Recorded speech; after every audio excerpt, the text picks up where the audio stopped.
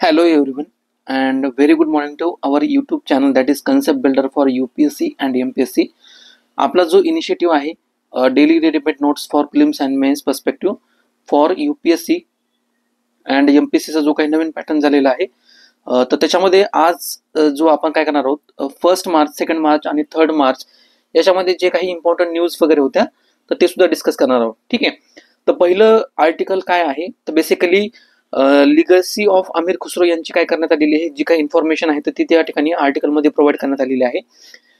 हे जे अशा प्रकारचे जे काही आर्टिकल्स वगैरे असतात पर्सनॅलिटी बेस्ड आर्टिकल तर हे पर्टिक्युलरली प्रिलिमच्या पर्स्पेक्टिव्हनं खूप इम्पॉर्टंट असतात. म्हणजे ज्या काही स्ट्रॉंग हिस्टॉरिकल पर्सनॅलिटीज होत्या आणि एक्झाममध्ये जर आपण बघितलं तर बेसिकली याच्यामध्ये अशा प्रकारच्या पर्सनॅलिटीवर त्यांनी जे सर्व केलेली सर्व्हिस वगैरे आहे ती आणि त्यांच्यानंतर त्यांचं जे काही कॉन्ट्रीब्युशन वगैरे आहे म्हणजे सिग्निफिकंट कॉन्ट्रीब्युशन ना अशा प्रकारच्या बीट्सवर क्वेश्चन विचारले जातात. ठीक आहे. तर आमिर खुसरो बद्दल जर बघितलं बेसिकली तर त्यांचा जन्म हा म्हणजे 13व्या शतकात झाला होता 1253ला आणि त्यांचं जर सिग्निफिकंट जर कॉन्ट्रीब्युशन बघितलं म्हणजे फॉर एक्झाम्पल काय की त्यांनी म्हणजे सुफिझमच्या रिलेटेड असोसिएटेड वगैरे होते किंवा जे काही हिंदवी वगैरे आहे म्हणजे त्यांनी हिंदी आणि उर्दूची जी काही प्रिकर्सर म्हणून एक लँग्वेज होती हिंदवी तर त्याच्या सुद्धा डेव्हलपमेंटमध्ये कॉन्ट्रीब्युशन्स वगैरे दिलं होतं किंवा इंडियन क्लासिकल म्युझिक असेल आणि पर्टिक्युलरली कव्वाली वगैरे असेल नॉर्थ इंडियामधले तर त्यांच्यामध्ये सुद्धा त्यांचं कॉन्ट्रीब्युशन होतं. म्हणजे अशा प्रकारचे जे काही सिग्निफिकंट कॉन्ट्रीब्युशन्स वगैरे असतील किंवा जे काही इम्पॉर्टंट राग्स वगैरे असतील किंवा तरानास किंवा जे काही खयाल स्टाईल वगैरे असेल ह्या ज्या सगळ्या आहेत ना तराना राग किंवा खयाल स्टाईल तर ह्या म्युझिकच्या रिलेटेड असोसिएटेड वगैरे आहेत. ठीक आहे. किंवा जे काही सिग्निफिकंट इन्स्ट्रुमेंट वगैरे असतील समजा ज्यांनी याच्यामध्ये त्यांचं डेव्हलपमेंटसाठी कॉन्ट्रीब्युशन होतं फॉर एक्झाम्पल सितार असेल किंवा तबला वगैरे असेल तर अशा प्रकारचे जे काही सिग्निफिकंट कॉन्ट्रीब्युशन आहेत तर हे बेसिकली आमिर खुसरोच्या रिलेटेड असोसिएटेड वगैरे आहेत. त्यांना ना एक इम्पॉर्टंट टायटल सुद्धा देण्यात आलं होतं. म्हणजे बेसिकली जर उर्दूमध्ये बघितलं तर त्याचं प्रोनाऊन्सिएशन असं होतं तुतिया हिंद म्हणून होतं. ठीक आहे. म्हणजे या ठिकाणी प्रोव्हाइड करण्यात आले तुतिया हिंद, त्यालाच इंग्लिशमध्ये काय म्हणतात पॅरट ऑफ इंडिया. तर हे जे टायटल होतं ना हे कोणी देण्यात आलं होतं की सुलतान जे होते ना सुलतान मोहम्मद बिन तुगलक तर यांनी हे आमिर खुसरो हे टायटल देण्यात आलं होतं. त्यानंतर त्यांचं जर डिफरंट पॅटर्न जर बघितलं म्हणजे त्यांनी कोणाच्या कॉन्ट्रीब्युशनच्या आतमध्ये म्हणजे कोणकोणते जे किंगडम्स वगैरे होते किंवा कोणते जे दिल्ली सुलतानेट होते त्यांच्या अंडर खाली काम केलेलं आहे. तर ते फॉर एक्झाम्पल क्वादाबाद असेल किंवा खिलजी वगैरे असेल किंवा अलाउद्दीन खिलजी असेल जलालुद्दीन खिलजी असेल कुतुबुद्दीन मुबारक शाह असेल किंवा गयासुद्दीन तुगलक असतील. ठीक आहे. तर हे मेन जे आहेत ना हे 5 दिल्ली सुलतानेटचे जे किंग्स आहेत त्यांच्या पॅट्रोनेज खाली यांनी काय केलं होतं आमिर खुसरोनी त्या ठिकाणी काम करण्यात आलं होतं. आणि आमिर जे हे टायटल आहे ना तर त्यांना कोणी दिलं होतं अलाउद्दीन खिलजीने हे टायटल दिलं. ठीक आहे. याच्यामध्ये ना 2 टायटल आपल्यासाठी इम्पॉर्टंट आहेत. पहिलं म्हणजे काय की तुतिया हिंद ज्याला पॅरट ऑफ इंडिया असं म्हणतात आणि हे टायटल कोणी दिलं होतं सुलतान मोहम्मद बिन तुगलक यांनी दिलं होतं. आणि दुसरं जे टायटल आहे इम्पॉर्टंट आमिर टायटल तर हे कोणी दिलं होतं तर हे टायटल दिलं होतं अलाउद्दीन खिलजी यांनी दिलं होतं. ठीक आहे.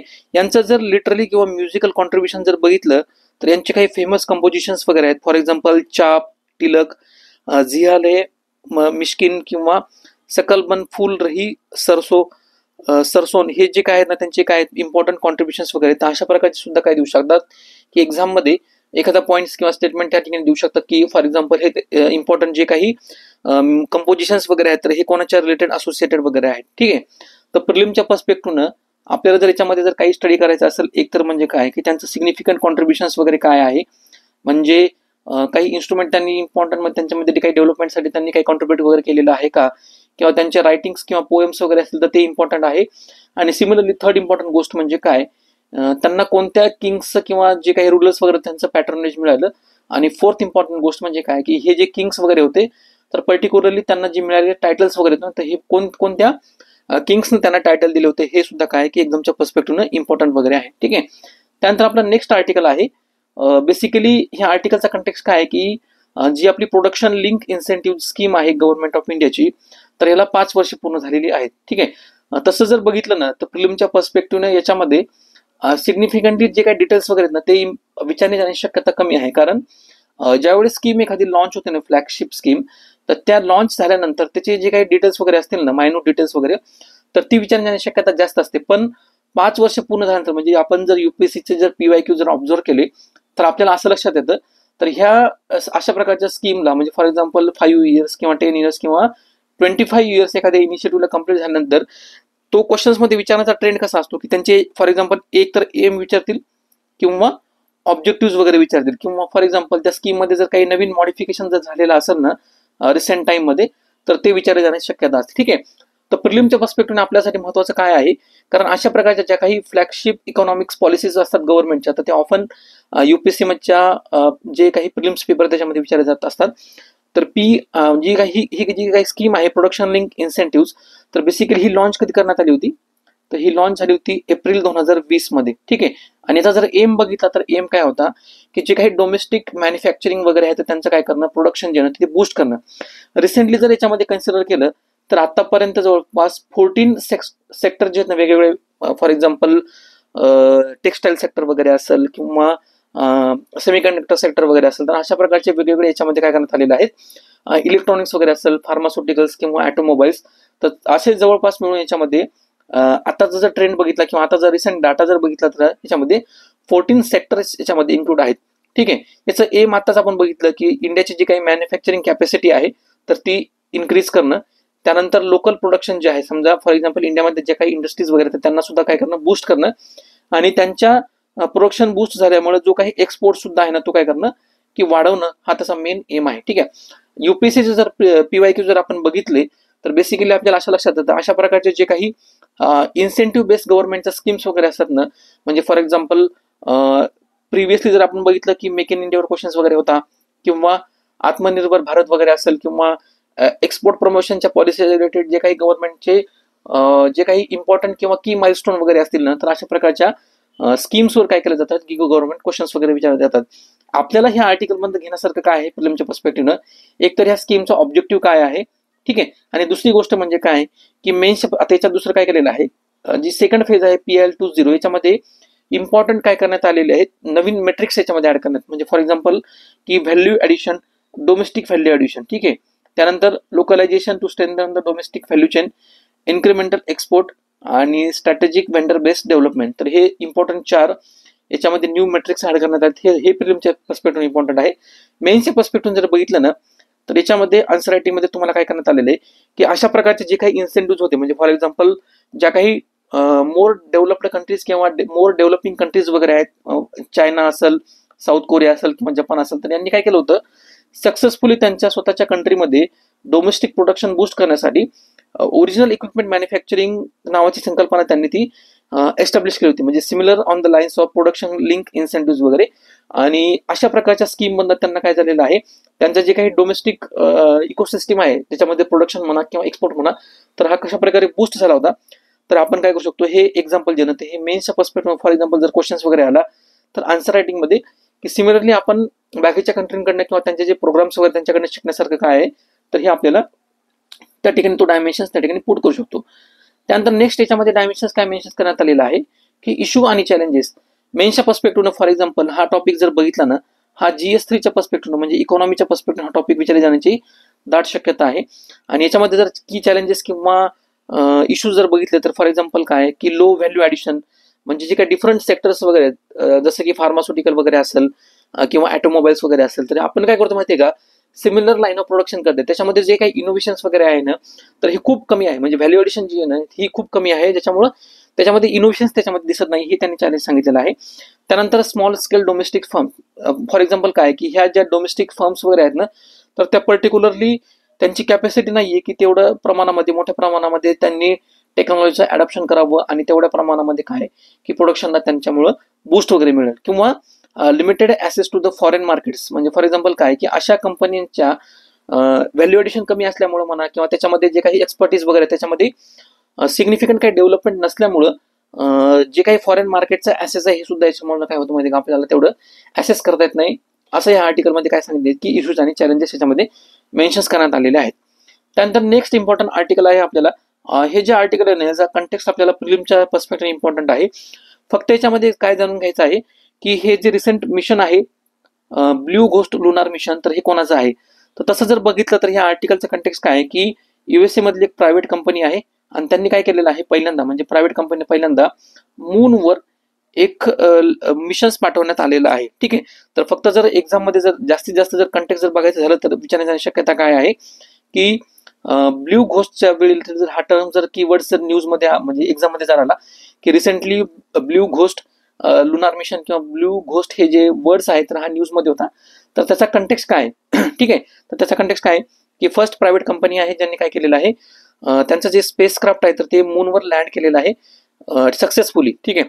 आणखी काही इम्पॉर्टंट गोष्टी असतील समजा प्रिलिमच्या पर्स्पेक्टिव्हनं की अशा कोणकोणत्या कंट्रीज आहेत अदर दॅन समजा वर्ल्डमध्ये की अदर दॅन इंडिया की त्यांनी काय केलेलं आहे सक्सेसफुल लुनार लँडिंग वगैरे केलेली आहे, ज्याच्यामध्ये रशिया आहे, युनायटेड स्टेट आहे, चायना आहे, इंडिया आणि जपान. ठीक आहे.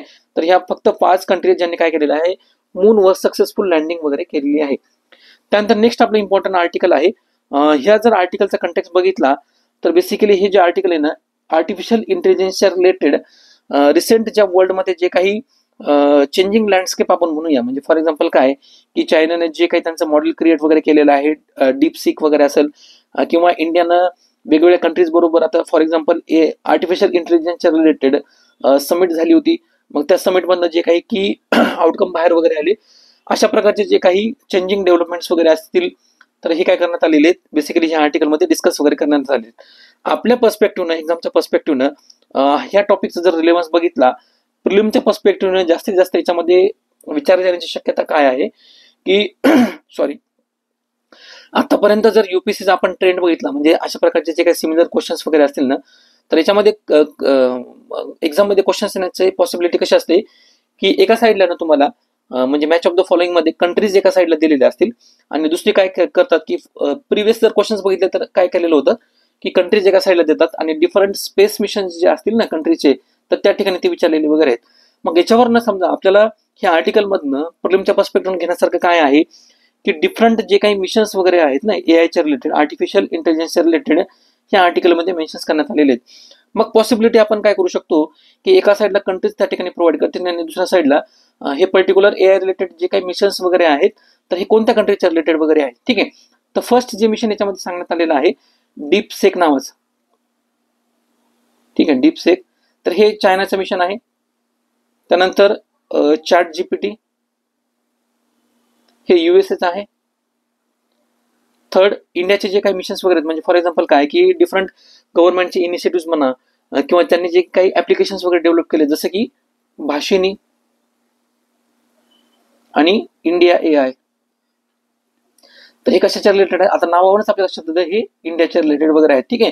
तर हे प्रिलिमच्या पर्स्पेक्टिव्ह याच्यामध्ये इम्पॉर्टंट फॅक्ट्स वगैरे आहे कारण युपीएससीचा आतापर्यंत जर ट्रेंड बघितला ना म्हणजे फॉर एक्झाम्पल 2020 ला काय केलं त्यांनी आर्टिफिशियल इंटेलिजन्सच्या रिलेटेड त्यांनी क्वेश्चन्स वगैरे विचारला होता म्हणजे आर्टिफिशियल इंटेलिजन्सच्या रिलेटेड पॉसिबल त्यांचे जे काही ऍप्लिकेशन्स वगैरे असतील ना तर हे कशा प्रकारे आहेत हे त्यांनी विचारलं होतं किंवा एक्झॅक्ट मला आता इयर लक्षात नाही पण क्वांटम कम्प्युटरवर सुद्धा त्यांनी काय केलं होतं की क्वेश्चन्स वगैरे विचारण्यात आले होते म्हणजे ब्लॉकचेन असेल ब्लॉकचेनचा सुद्धा ऍप्लिकेशन्स युपीएससीने काय केलं होतं आय थिंक 2016 किंवा 17 त्यांनी हे ऍप्लिकेशन्स वगैरे विचारले होते. ठीक आहे.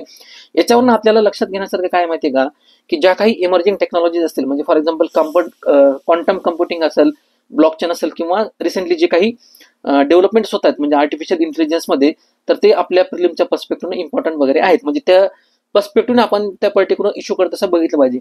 सिमिलरली मेन्सच्या पर्स्पेक्टिव्हने ह्या आर्टिकलमध्ये काय मेन्शन्स करण्यात आलेलं आहे की हे जे 2 पॉईंट्स मी आता ब्राऊन कलर मध्ये प्रोव्हाइड करण्यात म्हणजे फॉर एक्झाम्पल काय की हा कंटेक्स्ट आहे. ठीक आहे की वर्ल्डमध्ये जे काही लँडस्केप चेंज होत आहेत with respect to the artificial intelligence म्हणजे चायना आणि युएसए ची कशी रायव्हलरी क्रिएट झालेली आहे आणि त्यांनी कसं लो कॉस्ट मॉडेल क्रिएट वगैरे केलेलं आहे. त्यानंतर फ्रान्स सुद्धा कशा प्रकारे इन्व्हेस्टमेंट वगैरे करत आहे त्यांच्या आर्टिफिशियल इंटेलिजन्समध्ये किंवा रिसेंट ही आर्टिफिशियल ॲक्शन समिट जी पॅरिसला वगैरे झाली होती त्याच्यामध्ये वेगवेगळे डिफरंट कंट्रीज त्या ठिकाणी गॅदर वगैरे झाल्या होत्या डिस्कस करण्यासाठी की आर्टिफिशियल इंटेलिजन्स रिलेटेड जे काही गव्हर्नन्स वगैरे असेल ते मेकॅनिझम कशा प्रकारचं असेल आणि हा पूर्ण कंटेक्स्ट आहे. मेन्सच्या पर्स्पेक्टिव्हने आपल्यासाठी काय महत्वाचं आहे की इंडियाची जी काही एआय स्ट्रॅटेजी वगैरे आहे त्याच्या रिलेटेड चॅलेंजेस वगैरे काय काय आहेत तर ते आपल्याला बघण्याची गरज आहे. इंडियाचा मेन प्रॉब्लेम याच्यामध्ये काय सांगितलेलं आहे इंडियाचा ना फॉरेन कंट्रीजवर डिपेंडन्स जास्त आहे. ठीक आहे. म्हणजे हे जे फक्त टेक्नॉलॉजिकल ट्रान्सफर म्हणा किंवा वेगवेगळ्या कंट्रीज बरोबर कोलॅबरेशन करून जे काही याचं ॲडॉप्शन वगैरे आहे ना म्हणजे आपण त्यांच्याकडनं ती टेक्नॉलॉजी मागवतो तर याच्यावरचा डिपेंडन्स कमी करायचा आहे आणि त्याच्या व्यतिरिक्त ह्या आर्टिकलमध्ये काय सजेस्ट करण्यात आलेलं आहे आर्टिफिशियल इंटेलिजन्सच्या रिलेटेड जे काही रिसर्च अँड डेव्हलपमेंट किंवा इनोव्हेशनच्या रिलेटेड जे काही इन्क्युबेशन्स वगैरे असतील ना, ठीक आहे, तर गव्हर्नमेंटनं त्यांना काय केलं पाहिजे, फंडिंग केलं पाहिजे. त्यानंतर जे डिफरंट चॅलेंजेस वगैरे म्हणजे फॉर एक्झाम्पल काय की आपलं जे इन्फ्रास्ट्रक्चर आहे ऑलरेडी AI मधलं किंवा जे काही कम्प्युटर रिसोर्सेस वगैरे आहेत, म्हणजे आर्टिफिशियल इंटेलिजन्स जे काही मॉडेल वगैरे ते डेव्हलपमेंट करण्यासाठी कम्प्युटरचं जे काही इन्फ्रास्ट्रक्चर आणि रिसोर्सेस वगैरे तर ते ऑलरेडीच लो आहे किंवा वीक आहे किंवा तेवढं स्ट्रॉंग नाही आहे बाकीच्या कंट्रीज सारखं. म्हणजे फॉर एक्झाम्पल जे काही सुपर कम्प्युटर्स वगैरे याच्यासाठी लागतात किंवा जे काही लँग्वेज मॉडेल्स वगैरे असतात तर त्याचं डेव्हलपमेंट भारतामध्ये तेवढ्या मोठ्या प्रमाणामध्ये झालेलं नाहीये. तर हे काय की हा बेसिक इन्फ्रास्ट्रक्चरच्या रिलेटेड इश्यू वगैरे आहे. त्यानंतर सेकंड याच्यामध्ये चॅलेंजेस डिस्कस करण्यात आलेलं आहे की आपलं जे डिपेंडन्स आहे ना, जसं मी तुम्हाला सांगितलं की इंडिया काय करतं, वेगवेगळ्या कंट्रीज बरोबर कोलॅबरेशन करून त्याच्याकडनं म्हणजे त्या कंट्रीजकडनं ती जी काही टेक्नॉलॉजी येतं ती अडॉप्ट करण्याचा प्रयत्न करतं. ठीक आहे, तर हा जो डिपेंडन्स आहे ना की फॉरेन मॉडेल्सवरचा हा इंडियाचा खूप मोठ्या प्रमाणामध्ये आहे. आणि तिसरी गोष्ट म्हणजे काय की इंडियामध्ये ज्या काही एआयच्या रिलेटेड स्ट्रॉंग पॉलिसीज किंवा रेग्युलेशन्स असायला पाहिजे, तर त्या अशा फर्म पॉलिसीज किंवा रेग्युलेशन्स इंडियामध्ये नाहीत. आर्टिकलमध्ये ह्या पर्स्पेक्टिव्हनं म्हणजे फॉर एक्झाम्पल आपण जर हा आर्टिफिशियल इंटेलिजन्सचा इश्यू विकसित आपलं जे काही गोल आहे India to become a developed country by 2047, that is Viksit Bharat 2047, याला सुद्धा कनेक्ट करू शकतो.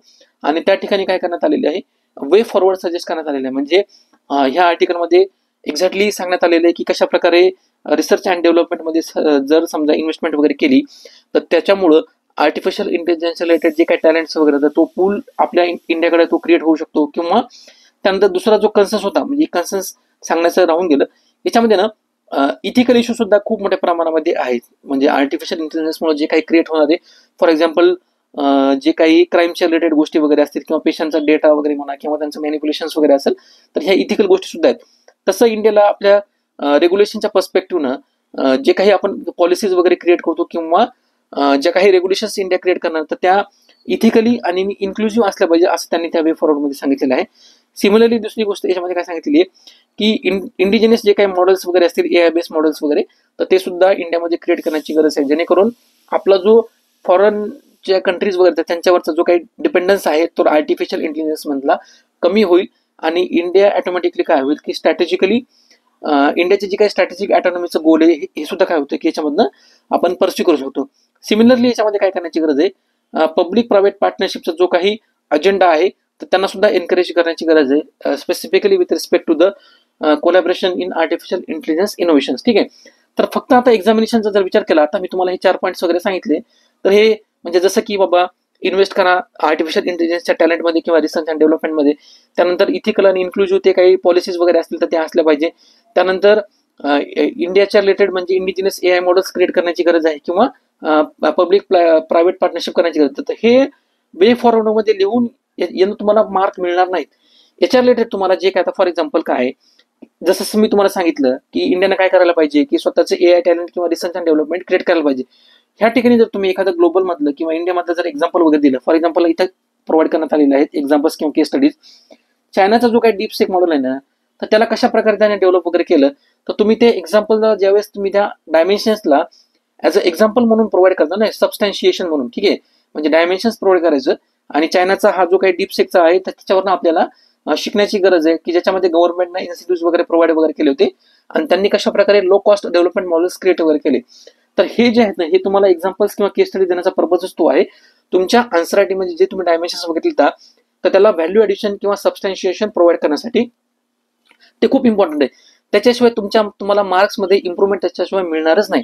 ठीक आहे, त्याच्यामुळं every dimension must be substantiated with appropriate and suitable example. ठीक आहे, आता याच्यामध्ये काय करायचं असतं, एक्झाम्पल जे असतात त्या ठिकाणी फक्त डायमेन्शन्स एक्सप्लेन केल्यानंतर ते एक्झाम्पल्स फक्त मेन्शन्स करायचे. मग परत डायमेन्शन्स किंवा जो एक्झाम्पल त्या ठिकाणी जो मेन्शन्स केलेला आहे तर त्याला एक्सप्लेनेशन करत बसायचं नाही. ठीक आहे, कारण ऑलरेडी तो जो त्याच्या रिलेटेड जे काही बॅकग्राऊंड वगैरे तुम्ही काय करण्यात आलेले डायमेन्शन्स मध्ये ते एक्सप्लेन करण्यात आलेले. ठीक आहे, त्यानंतर ह्या ठिकाणी इंडियाच्या पर्स्पेक्टिव्हनं फॉर एक्झाम्पल जर आर्टिफिशियल इंटेलिजन्सच्या रिलेटेड जे काही डिपेंडन्स आता जे आपण जे चॅलेंजेस आणि वे फॉरवर्ड डिस्कस केले तर त्याच्या रिलेटेड इंडियाचं जे काही गोल असेल म्हणजे फॉर एक्झाम्पल विकसित भारत बाय 2047 असेल किंवा कशा पद्धतीनं इंडिया ते अचीव्ह करू शकतं, तर ह्या ठिकाणी एक कॉन्क्रीट कन्क्लुजन प्रोव्हाइड करण्यात आलेलं आहे. ठीक आहे, तर तुम्ही डायरेक्टली याच्यामध्ये जे काही इम्पॉर्टंट पॉईंट्स वगैरे असतील तर ते नोट डाऊन त्या ठिकाणी करू शकता. नेक्स्ट आपलं इम्पॉर्टंट आर्टिकल आहे बेसिकली ही फ्रंट पेजवरची न्यूज होती आजच्या न्यूजपेपरमध्ये. आणि याच्यामध्ये काय सांगितलेलं आहे, लडाखमधले जे काही स्कूल्स वगैरे तर त्यांनी काय केलेलं आहे, मुंबईमधल्या काही स्कूल्स बरोबर कोलॅबोरेशन करून स्टुडंट एक्सचेंज प्रोग्राम असतो ना, तर त्यांनी तो स्टार्ट केलेला आहे. तर ह्या आर्टिकलमधनं आपल्याला घेण्यासारखं काय आहे, मेन्सच्या पर्स्पेक्टिव्हनं अशा प्रकारचे जे काही इनिशिएटिव्ह वगैरे असतात ना, तर ते आपण एसे रायटिंगमध्ये किंवा इथिक्सच्या पर्स्पेक्टिव्हनं किंवा म्हणजे फॉर एक्झाम्पल अशा प्रकारचे जर एसे वगैरे आले की रूरल आणि अर्बन एज्युकेशन जे काही डिवाइड वगैरे आहे ते ब्रिज करण्यासाठी कशा पद्धतीने इनिशिएटिव्ह घेऊ शकतो, जे काही रिअल वर्ल्ड एक्झाम्पल्स वगैरे असतात ना, तर त्या ठिकाणी आपण अशा प्रकारचे जे Ladakh school goes to the Mumbai समजा, हे असे एक्झाम्पल्स तुम्ही काय करू शकता, आन्सर रायटिंग मध्ये त्या ठिकाणी मेन्शन करू शकता, जेणेकरून काय होतं की तुमची व्हॅल्युएशन होते. म्हणजे सिमिलरली याच्यामध्ये ना जवळपास असे 7 ते 8 डिफरंट डायमेन्शन्स वगैरे आहेत एसेच्या पर्स्पेक्टिव्ह, ज्या काही डिफरंट थीम्स वगैरे आहेत ना, तर त्याला हा आपण टॉपिक सिंगल टॉपिक मल्टिपल थीम्सना आपण कनेक्ट करू शकतो. म्हणजे फॉर एक्झाम्पल काय की एज्युकेशन हे कशा प्रकारे सोशल आणि इकॉनॉमिक एम्पॉवरमेंटचे टूल आहे, हा सुद्धा एक इम्पॉर्टंट ज्यावेळेस टॉपिक्स वगैरे विचारला जातो, तर त्या सुद्धा वेळेस काय करू शकतो आपण की अशा प्रकारचे एक्झाम्पल्स ह्या आर्टिकलमध्ये जे मेन्शन केले तर ते डायरेक्टली तुम्ही त्या ठिकाणी मेन्शन करू शकता. किंवा फॉर एक्झाम्पल युनिटी आणि डायव्हर्सिटी वगैरे असेल तर मग हे कल्चरल एक्सचेंज प्रोग्राम वगैरे असतात. नेशनचं इंटिग्रेशन आणि जो काही स्ट्रॉंग बॉन्ड जो आहे ब्रदरहुडचा, तो कशा प्रकारे अचीव्ह केला जातो. आता फॉर एक्झाम्पल ब्रदरहुड वगैरे जर आलं, मग तुम्ही डायरेक्टली हे प्रिएम्बलला कनेक्ट करू शकता की प्रिएम्बल मध्ये ज्या काही वर्ड्स मेन्शन करण्यात आलेले आहेत, ठीक आहे, तर ते ब्रदर वन ऑफ द त्याच्यात काही फ्रॅटर्निटी आणि ब्रदरहुड, मग हे त्याच्या प्रकारे कशा पद्धतीने स्ट्रॉंग होतं आणि ते प्रिएम्बलचे ऑब्जेक्टिव्ह आपण कशा पद्धतीने अचीव्ह करतो. त्यानंतर similarly role of civil society and डेव्हलपमेंटच्या पर्स्पेक्टिव्ह जर समजा क्वेश्चन्स वगैरे आला, तर नेशन बिल्डिंग मध्ये सिव्हिल सोसायटीचा रोल कशा पद्धतीने असू शकतो. हा टॉपिक जो आहे ना सिव्हिल सोसायटीचा, हा GS2 मध्ये सुद्धा आहे. म्हणजे नॉन गव्हर्नमेंटल ज्या काही ऑर्गनायझेशन्स वगैरे आहेत, तर त्या ठिकाणी तुम्ही एखादं जर तुम्हाला सिव्हिल सोसायटीचा रिलेटेड डायमेन्शन्स वगैरे आला आणि एक्झाम्पल्स त्या ठिकाणी प्रोव्हाइड जर करायचं असेल, तर तुम्ही हे सुद्धा एक्झाम्पल्स त्या ठिकाणी प्रोव्हाइड करू शकता. कारण त्या ठिकाणी AFAC ट्रस्ट नावाचे एक तिथं आहे, ते जितेंद्र मंडेलेच्या नावाचा एक त्यांचा जो प्रोजेक्ट आहे ना, तर त्यांनी काय केलेला आहे, तर हे पब्लिक प्रायव्हेट पार्टनरशिप म्हणून सोशल डेव्हलपमेंटसाठी त्यांनी तो इनिशिएटिव्ह लॉन्च केलेला आहे. ठीक आहे, तर हे जे एक्झाम्पल्स आहेत ना, तुम्ही डायरेक्ट आन्सर रायटिंगमध्ये GS1 मध्ये म्हणा, म्हणजे GS1 मध्ये जर बघितलं तर सोशल एम्पॉवरमेंट कशा पद्धतीने होऊ शकते अशा प्रकारच्या प्रोग्राममध्ये, किंवा युनिटी इन डायव्हर्सिटी GS1 मध्ये जर हिस्टॉरिकलच्या पर्स्पेक्टिव्ह क्वेश्चन्स वगैरे येतात, तुम्ही त्या ठिकाणी मेन्शन करू शकता. सिमिलरली जसं मी तुम्हाला सांगितलं, सिव्हिल सोसायटीचा रोल हा GS2 ला रिलेटेड वगैरे आहे. तर अशा प्रकारचे जे डायमेन्शन्स आहेत ना, तुम्ही सिंगल डायमेन्शन्स मल्टिपल ठिकाणी त्या ठिकाणी यूज करू शकता. ठीक आहे, सिमिलरली त्याच्यानंतर तिसरा इम्पॉर्टंट आपल्या याच्यामध्ये मेन्सच्या पर्स्पेक्टिव्ह आर्टिकल आहे. बेसिकली ह्या आर्टिकलचा टायटल काय आहे की वुमन्स हॉवर. अतिशय इम्पॉर्टंट आर्टिकल आहे. प्रत्येक वर्षी जर आपण GS1, GS2, GS4 आणि एसएचा जर पेपर बघितला, GS1 मध्ये जर बघितला तर वुमन एम्पॉवरमेंट हा टॉपिक आहे. GS2 जर बघितलं तर जे काही सोशली जे बॅकग्राऊंड जे ग्रुप्स वगैरे आहेत त्यांच्या रिलेटेड जे काही ऍडव्हान्समेंटसाठी गव्हर्नमेंट जे काही प्रोग्राम्स वगैरे चालवत असतात त्याच्या पर्स्पेक्टिव्ह हा टॉपिक अतिशय महत्वाचा वगैरे आहे. म्हणजे फॉर एक्झाम्पल गव्हर्नमेंटच्या पॉलिसीज वगैरे असतील, ठीक आहे, किंवा जे काही डेव्हलपमेंटच्या रिलेटेड किंवा प्रोसेसेस वगैरे किंवा ज्या काही वेलफेअर स्कीम्स वगैरे असतील डिफरंट व्हलनरेबल सेक्शनसाठी, तर त्याला सुद्धा आपण काय करू शकतो, हा टॉपिक कनेक्ट करू शकतो. आणि सिमिलरली GS4च्या पर्स्पेक्टिव्ह सुद्धा जे काही वुमेनच्या रिलेटेड जे काही इश्यूज वगैरे असतात त्याला सुद्धा आपण टॉपिक कनेक्ट करू शकतो. आणि एसएच्या पर्स्पेक्टिव्ह सुद्धा दरवर्षी डायमेन्शन्स मध्ये क्वेश्चन्स मध्ये अशा प्रकारचे जे काही टॉपिक्स असतात with respect to the woman empowerment, तर हे विचारण्याची शक्यता दाट असते. ठीक आहे, प्रिलिमच्या पर्स्पेक्टिव्हने आपल्याला ह्या आर्टिकलमध्ये घेण्यासाठी ना काही इम्पॉर्टंट गोष्टी याच्यामध्ये मेन्शन करण्यात आलेल्या आहेत.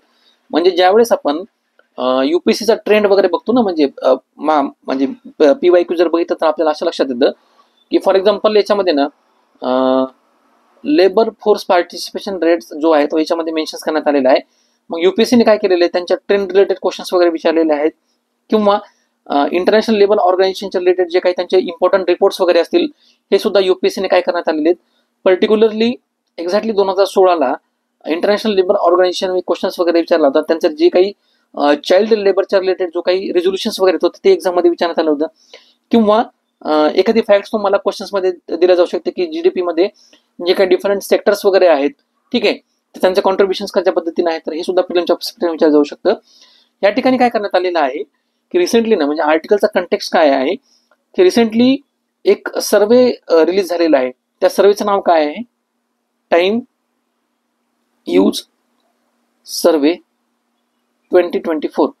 आता प्रिलिमच्या पर्स्पेक्टिव्ह आपल्यासाठी महत्त्वाचं काय की हा जो सर्वे ना हा कोणी रिलीज केलेला आहे, तर मिनिस्ट्री ऑफ स्टॅटिस्टिक्स आणि प्रोग्राम इम्प्लिमेंटेशन जे आहे ना, तर त्यांनी हा टाइम यूज सर्वे 2024 रिलीज केलेला आहे.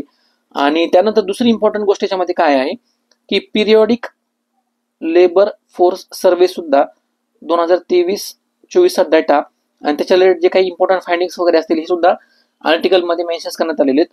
तर प्रिलिमच्या पर्स्पेक्टिव्ह आपल्यासाठी महत्त्वाचं काय आहे, हा जो पिरियॉडिक लेबर फोर्स सर्वे असतो तर हा कोण रिलीज करतं, तर हा जो आहे ना तर गव्हर्नमेंटच्या मार्फत नॅशनल स्टॅटिस्टिक्स जो ऑफिस आहे ना, NSO ज्याला आपण NSO म्हणतो, तर हे कशाच्या आतमध्ये येतं, मिनिस्ट्री ऑफ स्टॅटिस्टिक्स आणि प्रोग्राम इम्प्लिमेंटेशनच्या आतमध्ये येतं. तर सिमिलरली जसं आपण आता बघितलं की जो टाइम यूज सर्वे 2024 आहे हा मिनिस्ट्री ऑफ स्टॅटिस्टिक्स आणि प्रोग्राम इम्प्लिमेंटेशन लॉन्च करतं, तर सिमिलरली त्याच बेसिसवर पिरियॉडिक लेबर फोर्स सर्वे तर मिनिस्ट्री ऑफ स्टॅटिस्टिक्स आणि प्रोग्राम इम्प्लिमेंटेशनच्या आतमधली एक जी एजन्सी किंवा ऑफिस आहे ना, नॅशनल स्टॅटिस्टिक्स ऑफिस, तर ते रिलीज करत असतात. ठीक आहे. तर याच्यामध्ये ना फिमेल लेबर फॉर पार्टिसिपेशन किंवा जे काही मेल आणि फिमेल लेबर फॉर पार्टिसिपेशन आहे वर्कमध्ये त्यांच्या डेटा मेन्शन करण्यात आलेला आहे. वुमेनचं जर कॉन्ट्रीब्युशन बघितलं तर हे अराउंड 41.7% आहे, म्हणजे अराउंड 42%.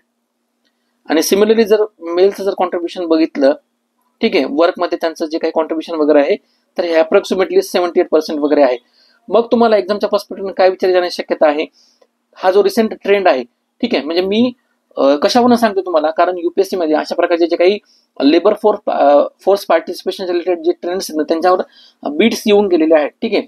मग आपण याला लक्षात कसं ठेवू शकतो की अप्रॉक्सिमेटली हाफ ज्या वुमन आहेत ना त्यांचं कॉन्ट्रीब्युशन आहे इकॉनॉमीमध्ये compared to the men. Similarly याच्यामध्ये ना एक तिसरा सुद्धा एक इम्पॉर्टंट फॅक्ट मेन्शन करण्यात आलेली आहे. इंटरनॅशनल लेबर ऑर्गनायझेशनचा ना रिसेंटली 2024 मध्ये ऑक्टोबरमध्ये त्यांचा सुद्धा एक रिपोर्ट रिलीज झाला होता वुमेनच्या लेबर फोर्स पार्टिसिपेशनच्या रिलेटेड. तर त्या रिपोर्टचं नाव काय आहे, the impact of care responsibilities on women labour participation. ठीक आहे. तर हे सुद्धा नाव लक्षात ठेवा. तुम्हाला हे आर्टिकलमध्ये मेन्शन करण्यात आलेलं आहे, म्हणजे हे जे आपलं आर्टिकल आहे ना तर याच्यामध्ये सगळ्या ज्या फॅक्ट्स वगैरे तर त्या मेन्शन करण्यात आलेल्या आहेत. तर तुम्ही ते काय करू शकता, फिल्मच्या पर्स्पेक्टिव्ह यूज करू शकता. म्हणजे फॉर एक्झाम्पल काय की टाइम यूज सर्वे वगैरे असेल. ठीक आहे, लक्षात आलं मला. त्यानंतर मेन्सच्या पर्स्पेक्टिव्ह आपल्यासाठी हा टॉपिक का इम्पॉर्टंट आहे, कारण वुमन एम्पॉवरमेंटच्या रिलेटेड जे काही इकॉनॉमिक आणि सोशल डेव्हलपमेंटचे इश्यूज असतील तर याच्यावर UPSCने रिपीटेडली क्वेश्चन्स वगैरे विचारलेले आहेत. त्यानंतर दुसरा इम्पॉर्टंट याच्यामध्ये फॅक्ट्स काय आहे की जेंडर डिस्पॅरिटी असेल त्याचा, म्हणजे इकॉनॉमिक पॉलिसीजचा जेंडरवर काय इम्पॅक्ट होतो. त्यानंतर अनपेड लेबर फोर्सच्या रिलेटेड त्याचा इम्पॅक्ट कसा होऊ शकतो. ठीक आहे. आणि सिमिलरली याच्यामध्ये जे काही म्हणजे गोल्स आहेत वुमन एम्पॉवरमेंटच्या रिलेटेड, तर हे जो आपला सस्टेनेबल डेव्हलपमेंट गोल आहे, गोल 5, दॅट इज जेंडर इक्वॅलिटी, तर त्याला डायरेक्टली अलाइन करतो. ठीक आहे. तर त्याच्यामुळं हा जो टॉपिक आहे ना आपल्याला हा मेन्सच्या पर्स्पेक्टिव्ह इम्पॉर्टंट आहे. GS1चा जर विचार केला तर याच्यामध्ये जे काही इम्पॉर्टंट ज्या गोष्टी याच्यामध्ये सांगितलेल्या आहेत आर्टिकल्समध्ये, म्हणजे फॉर एक्झाम्पल जे काही डोमेस्टिक लेबर असेल किंवा डोमेस्टिक वर्क किंवा जो डोमेस्टिक कामामध्ये वुमन त्यांचा स्वतःचा जो काही टाइम इन्व्हेस्ट करते ना, तर त्या कामामुळं वुमेनच्या ज्या काही इकॉनॉमिक मोबिलिटीज असतील किंवा करिअर ऑपॉर्च्युनिटी असतील त्या कशा प्रकारे हॅम्पर्स होतात, तर याचा सुद्धा याच्यामध्ये मेन्शन करण्यात आलेला आहे. किंवा जेंडर रिलेटेड जे काही ट्रॅडिशनल रोल्स वगैरे असतील, म्हणजे फॉर एक्झाम्पल वुमनच्या रिलेटेड वुमेन आणि समजा किचनच्या रिलेटेड रोल्स वगैरे असेल किंवा वुमेन आणि चाइल्डच्या रिलेटेड जे काही रिस्पॉन्सिबिलिटीज वगैरे असतील. ठीक आहे. तर अशा प्रकारचे जे काही हाऊस बाउंड जे रोल्स वगैरे आहेत तर ह्या सुद्धा काय करण्यात आले, त्या हे जे रोल्स आहेत ट्रॅडिशनल रोल्स, ठीक आहे, तर हे वुमन एम्पॉवरमेंटला कशा प्रकारे घातक वगैरे हे सुद्धा याच्यामध्ये काय करण्यात आलेले आहे, सांगितलेलं आहे. आणि तिसरी इम्पॉर्टंट गोष्ट GS1च्या पर्स्पेक्टिव्ह याच्यामध्ये काय मेन्शन करण्यात आलेली आहे की हे जे काही ट्रॅडिशनल माइंडसेट आहेत मेनचे किंवा जे काही स्टिरियोटाइप्स वगैरे आहेत particularly with respect to the another gender, तर त्याच्यामुळं वर्क प्लेस इक्वॅलिटी ही कशी डिस्टर्ब होते. आणि वेजच्या रिलेटेड जर आपण डेटा बघितला compared to the male, female जे वेजेस जे आहेत ना तर हे कम्पॅरेटिव्हली लेस आहेत. ठीक आहे. तर ह्या सगळ्या गोष्टीमुळे त्याचा इम्पॅक्ट वुमनच्या डेव्हलपमेंटवर कशा पद्धतीने होतो, तर हा जो इश्यू आहे ना हा GS1च्या पर्स्पेक्टिव्ह इम्पॉर्टंट आहे. सिमिलरली आपण जर हा इश्यू GS2च्या पर्स्पेक्टिव्ह जर बघितला तर याच्यामध्ये गव्हर्नन्स आणि पॉलिसी इम्प्लिकेशन्स कशा पद्धतीने होऊ शकतात. म्हणजे फॉर एक्झाम्पल काय की गव्हर्नमेंटला किंवा गव्हर्नमेंटनं आतापर्यंत घेतलेले जे काही वुमन एम्पॉवरमेंटच्या रिलेटेड इश्यूज वगैरे असतील किंवा पॉलिसी रिफॉर्म्स वगैरे असतील तर त्याच्यामुळं कशा पद्धतीनं ते इश्यू सॉल्व्ह करण्यासाठी मदत होते. त्यानंतर जे काही सोशल सिक्युरिटी बेनिफिट्स वगैरे असतील, म्हणजे फॉर एक्झाम्पल गव्हर्नमेंटच्या ज्या काही स्कीम्स वगैरे असतील, ठीक आहे, तर ते सुद्धा त्यांना पॉझिटिव्हली सोशल पद्धतीनं, इकॉनॉमिक पर्स्पेक्टिव्हनं त्यांच्या एम्पॉवरमेंटसाठी कशा मदत करतात हे सुद्धा आपल्याला आर्टिकलमध्ये मेन्शन करण्यात आलेले आहे. आणि सिमिलरली याच्यामध्ये जे काही तिसरं डायमेन्शन्स आहे, म्हणजे फॉर एक्झाम्पल त्यांचा जो काही ट्रॅडिशनल रोल आहे चाइल्ड केअरचा, तर त्यांना कशा पद्धतीनं रिलीव्ह करण्यात येऊ शकतं, तर त्याच्या रिलेटेड सजेशन्स प्रोव्हाइड करण्यात आलेले आहे. तर त्यांनी काय सांगितलेलं आहे, अशा प्रकारचे जे काही केअर इकॉनॉमी रिलेटेड काही गोष्टी वगैरे असतात, तर त्यांना इन्सेंटिव्हाइज किंवा इन्सेंटिव्ह देण्याची गरज आहे. म्हणजे for example child related CARES वगैरे असतील किंवा एल्डरली केअर वगैरे असेल, तर यांना इन्सेंटिव्हाइज जर केलं किंवा त्यांना जर मॉनिटाईज करण्याचा प्रयत्न केला, तर अशा पद्धतीने सुद्धा काय होऊ शकतं की वुमनचं वर्कफोर्स मधलं कॉन्ट्रीब्युशन जे किंवा पार्टिसिपेशन याच्यामधनं इम्प्रूव्ह होऊ शकतं. त्यानंतर GS3च्या पर्स्पेक्टिव्ह म्हणजे आपला जो इकॉनॉमिक इम्पॅक्ट जो आहे आणि लेबर फोर्स पार्टिसिपेशन म्हणजे लो लेबर फोर्स पार्टिसिपेशन झाल्यामुळं त्याचा इकॉनॉमीवर निगेटिव्हली इम्पॅक्ट कशा पद्धतीने होऊ शकतो, तर हे सुद्धा काय की आरटीएम मध्ये त्याच्या रिलेटेड डेटा मेन्शन करण्यात आलेला आहे. म्हणजे आताच आपण बघितलं की इंडियामध्ये जर वुमनचा as per the time use survey जर बघितला, तर अराउंड 42% जे काही वुमेनचं लेबर फोर्समध्ये पार्टिसिपेशन आहे, त्याच्यामुळं इंडियाच्या इकॉनॉमीला कशा पद्धतीनं तो निगेटिव्ह इम्पॅक्ट क्रिएट करतो. सिमिलरली हे जे काही अनपेड वर्क कॉन्ट्रीब्युशन्स वगैरे आहे, तर ते सुद्धा इंडियाच्या इकॉनॉमीमध्ये इनव्हिजिबल कशा पद्धतीने दिसतं. आता ठीक आहे, म्हणजे वुमेन ज्या आहेत ना, तर ह्या घरामध्ये जे काम्स वगैरे करतात हे टोटली काय कन्सिडर केलं जातं, अनपेड वर्क कन्सिडर केलं जातं. याचा जर ओव्हरऑल जीडीपीचं जर कॉन्ट्रीब्युशन जर काढलं, तर हे अराउंड 15 to 17% हे जीडीपीचं कॉन्ट्रीब्युशन वगैरे आहे. म्हणजे ओव्हरऑल जर कन्सिडर केलं ना, तर एखादं डिफरंट सेक्टर ते याच्यामध्ये काय करतं की कॉन्ट्रीब्युट करतं, तर त्याचा तेवढा सिग्निफिकन्स वगैरे आहे. मग आपल्याला काय करण्याची गरज आहे की वुमनच्या रिलेटेड ज्या काही पॉलिसीज वगैरे आहेत, जसं की फॉर एक्झाम्पल वे फॉरवर्ड मध्ये आपण काय सांगू शकतो की जे काही हाऊस होल्ड रोल्स वगैरे आहेत, तर त्यांना इन्सेंटिव्हाइज करण्याची गरज आहे किंवा त्यांना री इमॅजिनेशन करण्याची गरज आहे, की ज्याच्यामुळे काय होईल की जेंडर इक्विटेबल लेबर मार्केट जे त्याच्यामधनं क्रिएट होईल. सिमिलरली दुसरी इम्पॉर्टंट सजेशन याच्यामध्ये काय करण्यात आलेलं आहे, जे काही केअर गिव्हिंग सपोर्ट्स वगैरे आहेत, जसं मी तुम्हाला सांगितलं की एल्डरली लोकांसाठी वगैरे जे काही सिल्वर होम्स वगैरे असतील किंवा चाइल्ड केअरसाठी वगैरे असेल, तर त्यांना ना काय करण्याची गरज आहे की अशा प्रकारच्या ज्या काही वुमन त्या सेक्टरमध्ये कॉन्ट्रीब्युट करतात किंवा पार्टिसिपेट करतात, तर त्यांना टॅक्सच्या माध्यमातून इन्सेंटिव्हाइज करण्याची गरज आहे. For example tax benefit provide करणं किंवा जे काही केअर गिव्हिंग लिव्स वगैरे असतात, तर त्या त्यांना as compare to the men त्यांना जास्त प्रोव्हाइड करणं.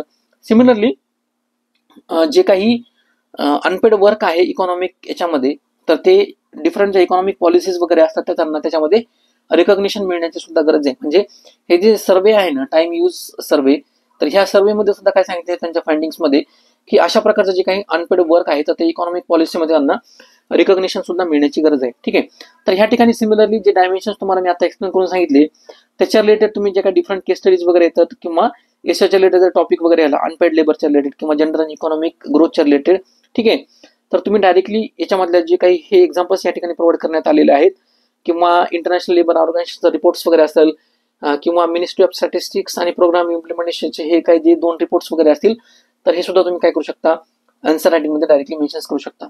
सिमिलरली या ठिकाणी एक्सपेक्टेड कन्क्लुजन्स प्रोव्हाइड करण्यात आलेला आहे आणि ह्या कन्क्लुजनला त्यांनी काय केलेलं आहे, हा जो आपला गोल आहे जेंडर इक्वेलिटीचा आणि इन्क्लुझिव्ह इकॉनॉमिक ग्रोथचा, तर त्यांनी त्याला काय केलेलं आहे, विकसित भारत 2047 त्याला कनेक्ट केलेला आहे. आपण सस्टेनेबल डेव्हलपमेंट गोलला सुद्धा 5 जो आहे जेंडर इक्वेलिटी, त्याला सुद्धा कनेक्ट करू शकतो किंवा विकसित भारत 2047 याला सुद्धा कनेक्ट करू शकतो. ठीक आहे, तर ह्या ठिकाणी आपलं आर्टिकलचं एक्सप्लेनेशन संपलेलं आहे. एक इम्पॉर्टंट जर क्वेश्चन याच्यामध्ये बघितला, म्हणजे मेन्सच्या पर्स्पेक्टिव्हनं आपण याच्यामधनं क्वेश्चन सुद्धा प्रेडिक्ट करू शकतो की कशा पद्धतीने क्वेश्चन्स वगैरे विचारले जाऊ शकतात. की फॉर एक्झाम्पल की जे काही जेंडर डिव्हिजन आहे, तर ते लेबर मार्केटला कशा पद्धतीने अफेक्ट करतं, अशा पद्धतीने सुद्धा क्वेश्चन्स विचारले जाऊ शकतो. किंवा गव्हर्नमेंटच्या ज्या काही डिफरंट पॉलिसीज वगैरे आहेत, तर त्या लेबर फोर्सचं पार्टिसिपेशन ते वाढवण्यासाठी कशा पॉझिटिव्हली इम्पॅक्ट करतील, ते सुद्धा त्यांचं क्रिटिकल अनालिसिस करा, अशा पद्धतीने विचारलं जाऊ शकतं. ठीक आहे, तर ह्या ठिकाणी आपलं इथं आर्टिकल संपलेलं आहे.